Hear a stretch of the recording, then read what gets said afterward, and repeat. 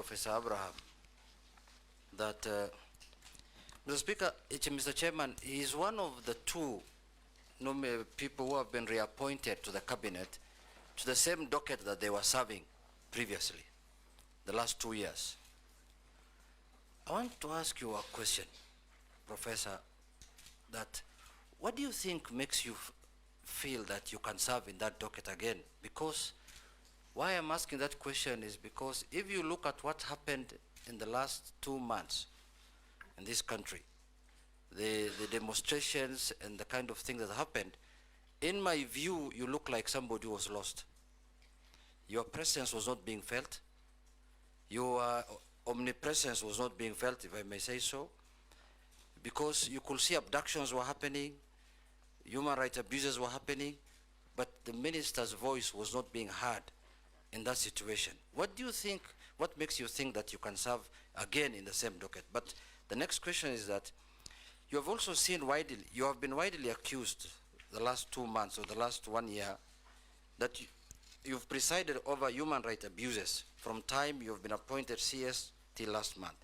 Particularly what happened, for example, on 25th of July 2024, and also during the Azimio demonstrations last year.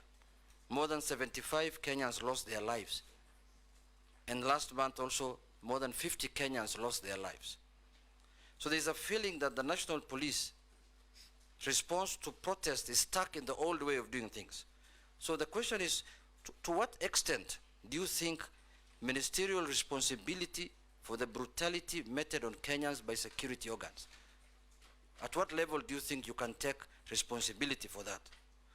What new ways are you going now to do to stop that? So my question is, in spite of all these abuses that have happened, in spite of all the problems that Kenyans have encountered, what is this new idea that you will employ this time if you are approved by this House? Because one of the things we are looking at, Professor, Chairman, is the suitability of the person to hold that office. What makes you think you are suitable in spite of all those problems that you have encountered the last 2 months? Thank you, Chair. Professor, proceed. Thank you, Mr. Speaker, sir, and honorable members. I was in office for 21 months, 623 days. I can account for each and every day of my stay in office. I woke up every day, and my focus has been to ensure that our country is safe.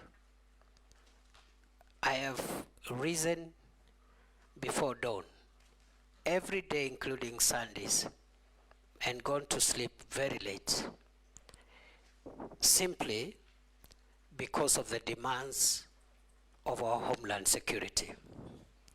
I believe that I am suitable for reappointment because during those 21 months, during those 623 days, I have been able to keep the country fairly safe, especially in the fight against terror.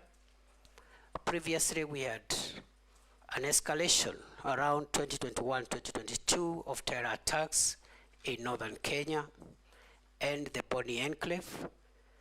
And in the past 2 years, approximately, we've had stability in northern Kenya and Lamu.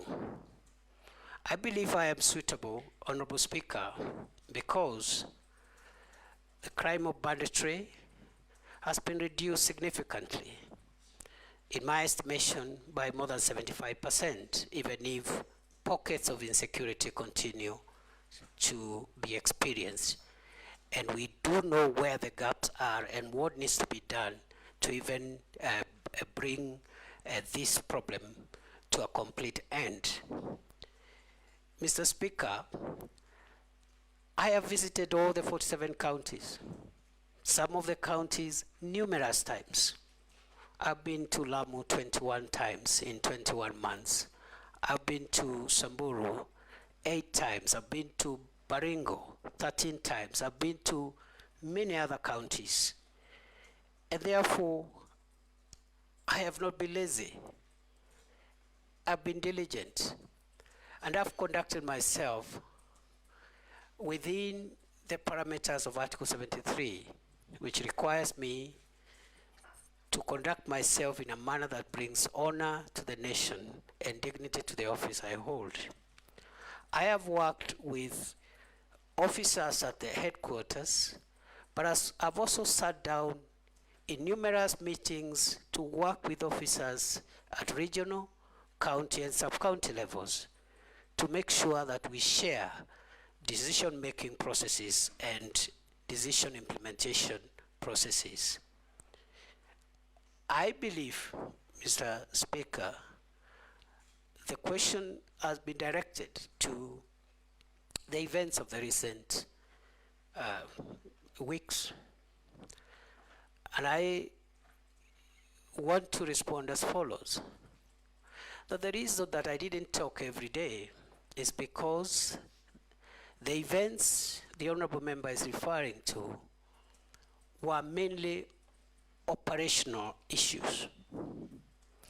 The work of the Minister, the Cabinet Secretary for Interior, as envisaged in Article 245 of the Constitution, is to give the organs of national security that fall under that ministry policy direction and policy guidance, and in particular because we are talking about the police. Mr. Speaker, the police is under independent command, Article 245, paragraph 2. There are only two people who can give the Inspector General of Police directives. First, the Cabinet Secretary for Interior, but only on policy issues. Number two, the the Director of Public Prosecutions in matters in investigations of criminal activities. Other than that, operational matters are handled by the command of the National Police Service, and therefore the Minister doesn't give operational directives. We have communicated the policy during my time in office, the policy of the Kenya Kwanza administration on policing, which includes zero tolerance on extrajudicial killings, zero tolerance on abuse of human rights, and restraints in the use of force. Limited only, the use of force being limited only to cases contemplated in the Constitution and the National Police Service Act and the schedule thereto in the defense of life of the officer or the life of the people of Kenya. Therefore, it is unfortunate that during a recent protests, we witnessed the death of 42 Kenyans. We also had injuries, 486 civilians and 385 police officers were injured. We had about 1,387 arrests. We had 54 police cars destroyed and 110 motor vehicles belonging to the people of Kenya also destroyed in those protests. And therefore, I want to submit as follows: that the operational responsibility of policing lies with the command of the National Police Service. It is my estimation that on a broader scale of things, generally, the police tried their best to protect the country against mobs of criminals, arsonists, and other dangerous people, including those who visited Parliament and wanted to kill parliamentarians and other people. The police did their best.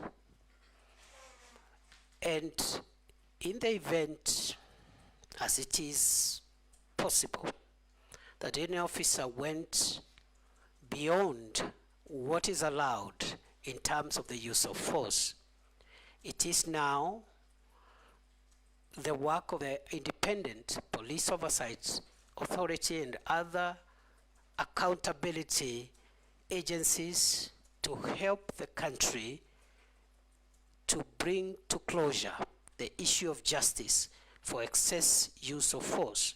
I want to submit as follows, Mr. Speaker, that even beyond the police having independent operational command,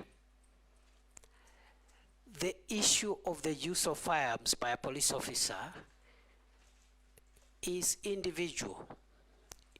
If you read the National Police Service Act and the Schedule 6 to that Act,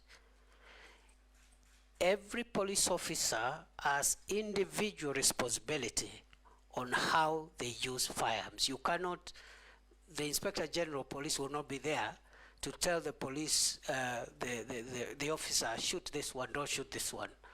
There will be an operational order that will generally guide the police officer. So the accountability of the IG will be on the operational order, which is publicly available, whether that operational order met the constitutional threshold, but the use of force by individual officers is an individual responsibility issue. Other than that, I commend generally those officers who tried their best in very difficult circumstances to help the country come to terms with what happened, and hope and will see to it, if I am reappointed, that the accountability for those who violated the law is pursued conclusively. I submit.